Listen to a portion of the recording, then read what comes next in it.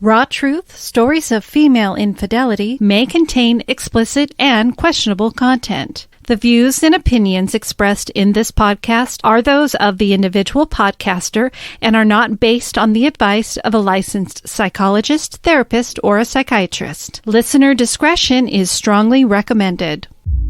People's lives follow many different paths, with twists and turns and choices never planned nor expected. In life, temptation, anger, depression, and loneliness can lead a good person to a mistake that they just can't take back. When they are facing judgment and isolation, a person can feel very alone. In this podcast, you will hear stories of women who have chosen to cheat on their spouses or partners. Hear their stories. This is Raw Truth, Stories of Female Infidelity. Welcome to Raw Truth, Stories of Female Infidelity. This is Rebecca. How are you doing today? So glad all of you are here. I've had a real interesting couple of days. I've had some amazing emails from people that have come through just out of the blue, thanking me for this podcast, giving these women an opportunity to listen, to know they are not alone, and that there are other women out there facing the same situations as far as knowing what they're doing is wrong, breaking up with the affair partner, but still missing that affair partner and having to go through that, and you have to do it silently. Whether or not your spouse has found out, you have no place to really turn. And so knowing that a person can turn to something as simple as this to really make a difference in their life, to help them through it, makes me feel good to know that I'm helping. And all of you who are listening, and those of you who have submitted your stories, you are helping. We're all helping each other, and thank you. I appreciate that. Today we're going to start a new story about Chrissy, and it'll just be a single episode. Can't even talk. Blah. But before I get started on that, I wanted to tell you I am looking for some stories here, and I've talked about it before. I'm looking for stories like one-night stand disasters. What does that mean? Well, I guess it could mean that you were heading to somebody's place for sex or whatever. You get there and there's something not quite right. And the person maybe isn't what they say they are, as far as, you know, somebody's bragged about themselves and then they take you home to their parents' basement or whatever. I have been getting some real fun little stories. I've only received a few, but I'm asking you, if you experienced it or if you know one from a friend, shoot me an email. I want to hear all about it, and it will be on a future Ponder episode. Also, another one that should be coming up soon, but again, this is really gross, but you know, why the hell not?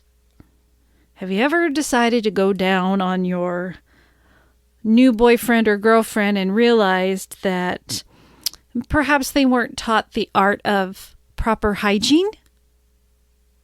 What did you do? What happened? And again, I have a couple of small ones on those as well, as far as what has happened. And, you know, this podcast is so serious and hard that when I do Let's Ponder episodes, once in a while, like, you know, what I did a while back with funny one-liners and things like that, we need a good laugh. We need to kind of hear what happens outside our own little world. So if you're listening and you, again, have experienced crazy one-night stands or somebody with bad personal hygiene, or you have a friend that's told you about it, send it in. Want to hear it. Rebecca.rawtruth@gmail.com. Or if you follow me on Facebook or Instagram, you can also send it there. So let's move on to why you are all here. And let's listen to Chrissy's story.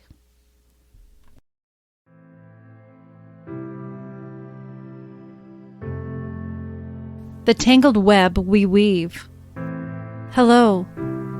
My first thought and sentiment is to say thank you as a woman who has cheated on my significant other, father of our 3 kids, never married. I felt guilt and shame for many years after I was caught. It's refreshing to know that I am not alone. It feels like you're in a world no one could possibly understand.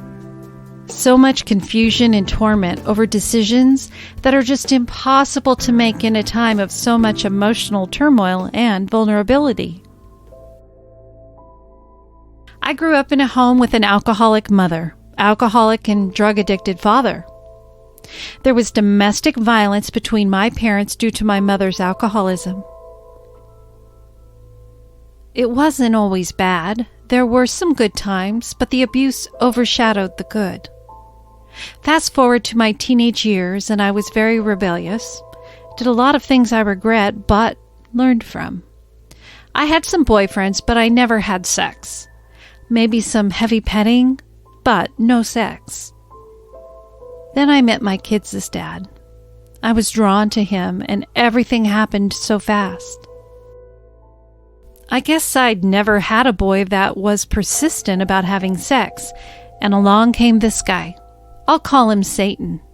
Just kidding. It's Lucifer.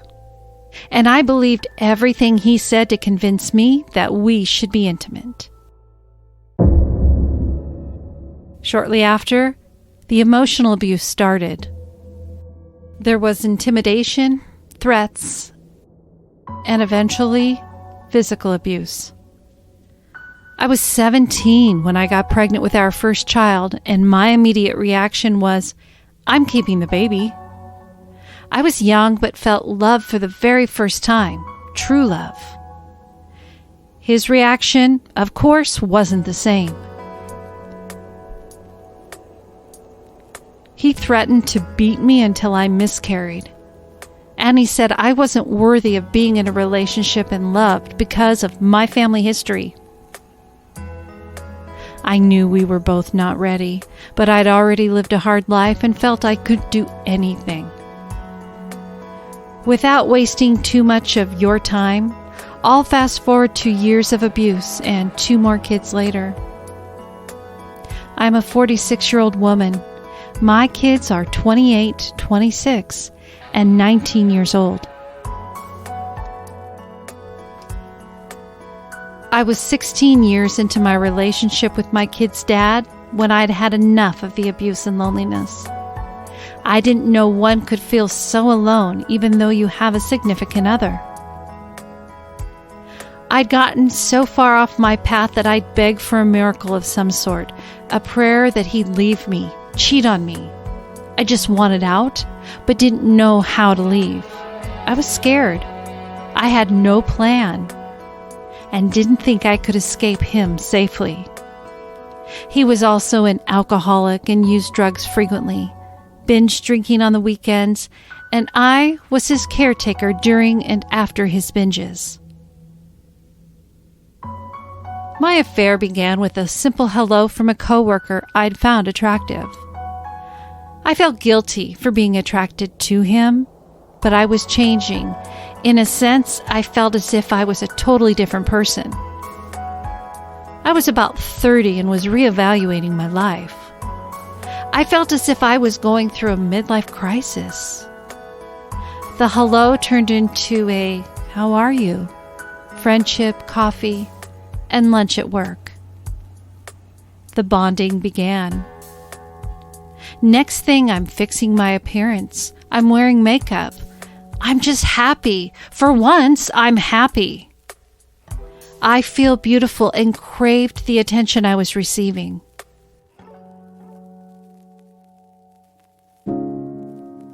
I'll call him Ernest because, after all, he never lied. Well, at least technically he didn't lie because I never asked the right questions. Our affair lasted a few years until I was caught and all hell broke loose. Sparing the details because I know this email is already too long, my ex did everything and anything to try and destroy me and my reputation. He told my parents, siblings, and friends, called my employer in an attempt to get me fired, filed for child custody and child support, which he won. Bottom line is, I'd hit rock bottom. I was left with no money, no home, no self-respect, and so much shame. My older kids didn't speak to me for a few years and refused to visit. My youngest was very resilient and assimilated fairly easily. The guy I had an affair with ended up taking the higher road, as he said, and stayed in the current relationship he was in and got married and had a child with her. What he hadn't told me was the whole time that we were together, he was beginning a relationship with a woman who would later become his wife. This is where the lying didn't occur because it's an omission. Lying by omission didn't count, I guess, because I didn't ask. I never asked if he was with anyone or dating anyone. I was naive, trapped in that blissful 16-year-old illusion of love. I picked myself up, moved on as best as I could, and was successful in my career. I had a lot of growing up to do and still continued on this path of destruction. I went out a lot. I had a lot of time on my hands since I only had custody of my kids every other weekend. Had multiple sex partners, not at the same time, but I just didn't know how to be. I was easily swayed. I loved the attention but lacked self-control and respect. I'd given up, thought I'd had enough, and then I found myself back into a situation where I was single, still, but the guy I was sleeping with wasn't. It was the cliche, we're just roommates, and I allowed it to be my excuse to feel good about what I was doing.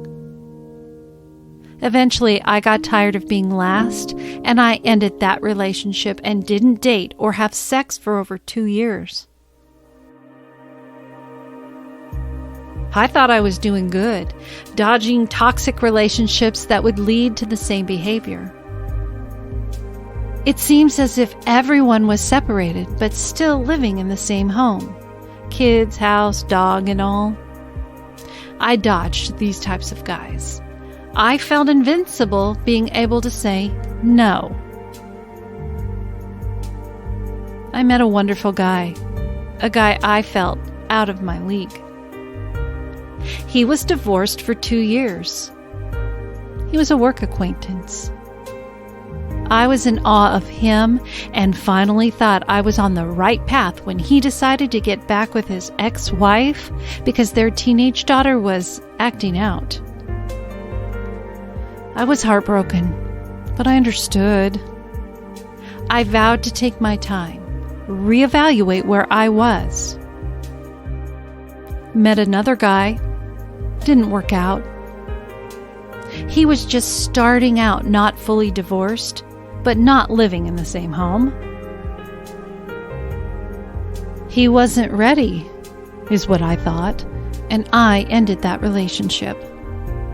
Now, I'm thriving at my new job assignment, and I reacquaint myself with an old friend within the job. In my line of work, you bump into people throughout your career, make friends, have great work relationships, and literally have to rely on each other with life and death situations at times. I'd say that my friend, who I'd bumped into throughout my career, I felt I knew for a long time.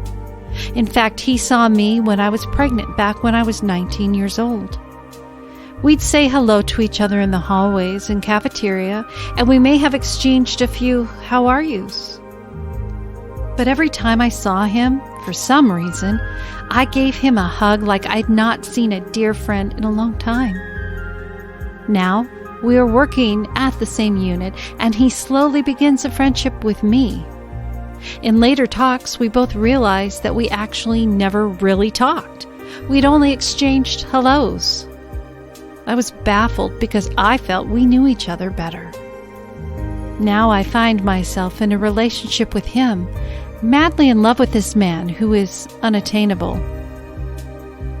He has 2 sons, 28 and 20 years old, and is still living with his kids' mom. Not married, but they all live together as a family. It's a vicious cycle. I've ended our relationship many times, but find myself engulfed in him soon after.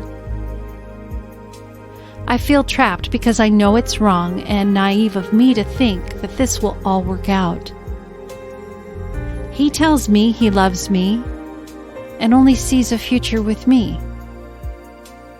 I know, ultimately I have to be brave enough to lose who I know is the love of my life.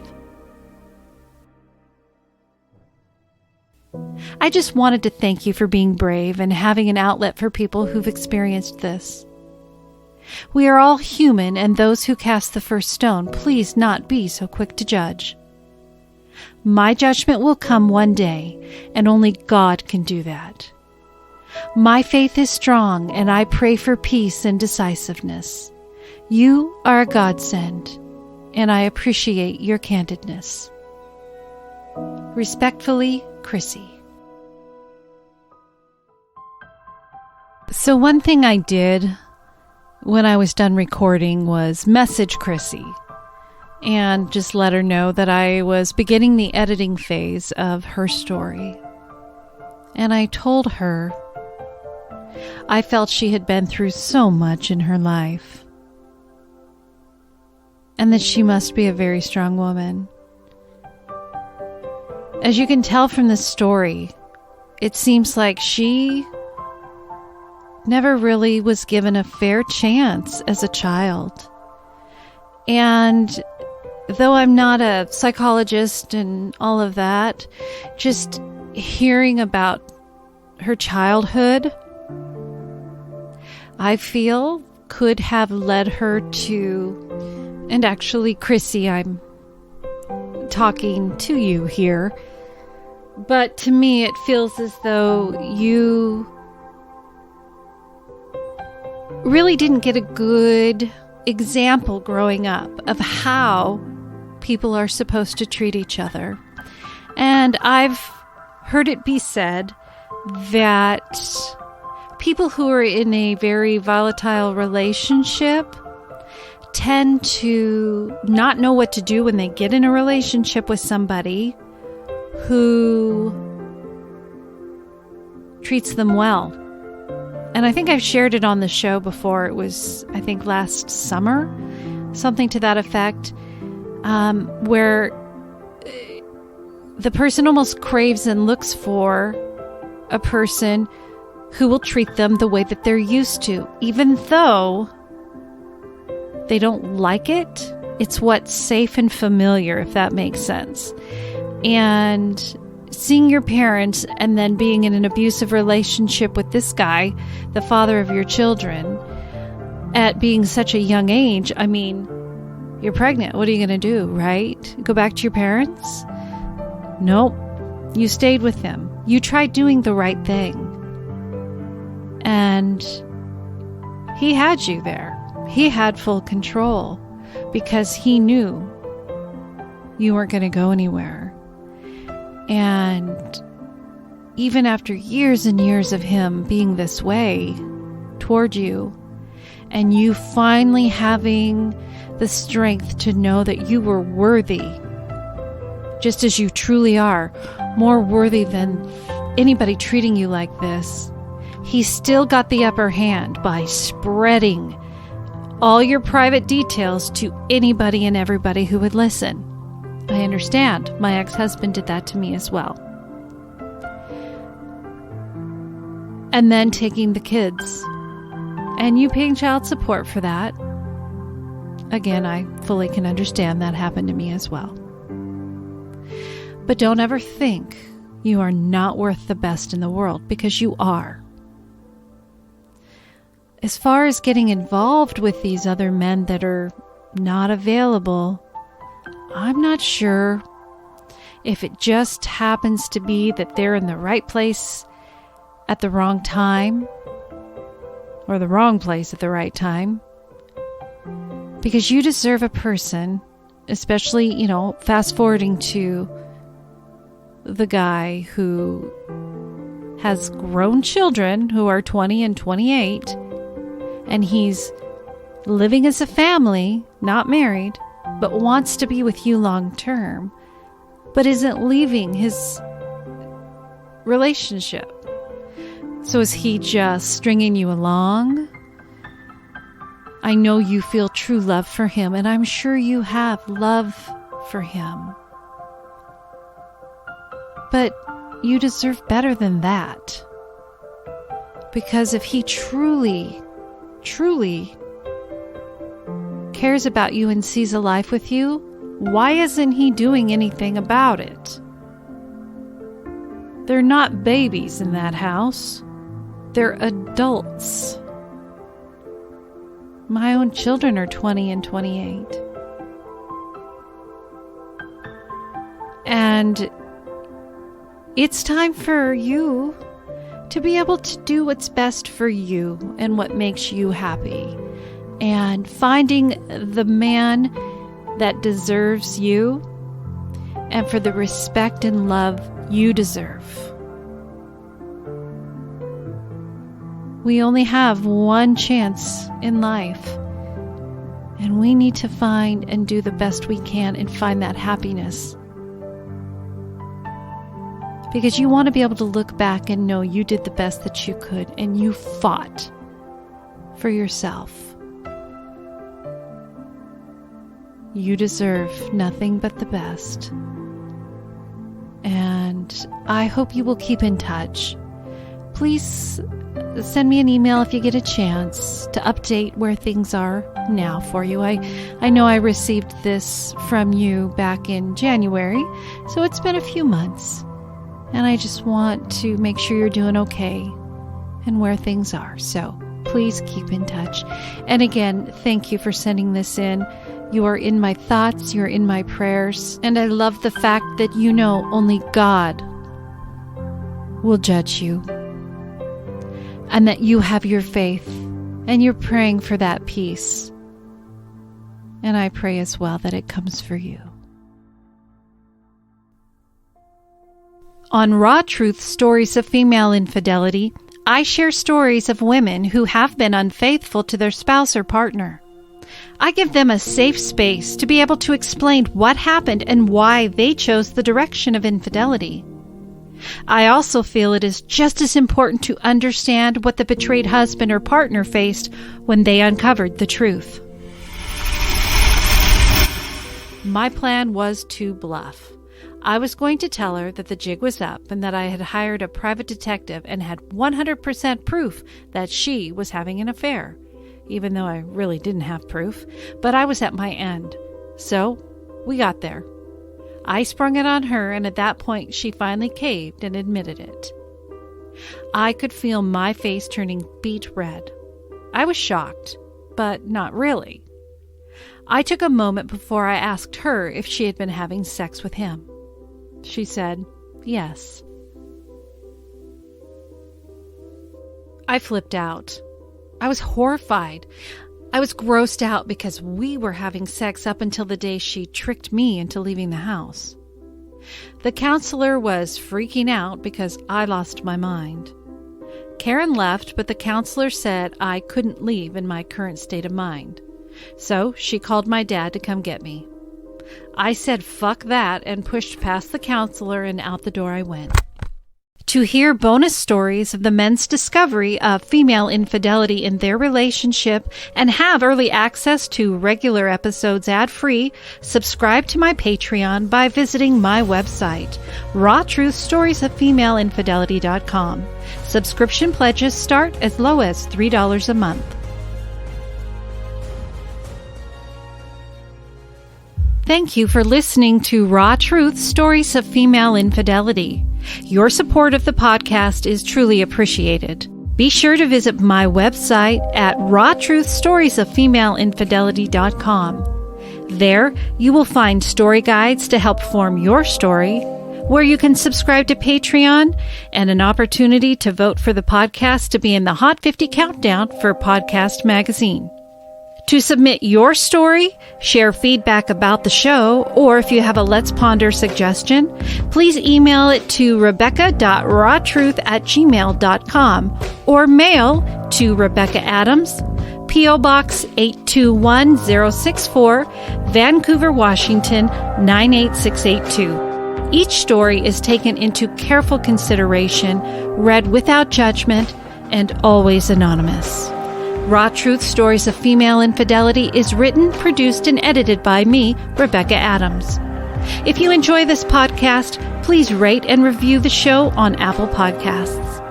Be kind to one another. Be kind to yourself, and always remember, no judgment. Goodbye.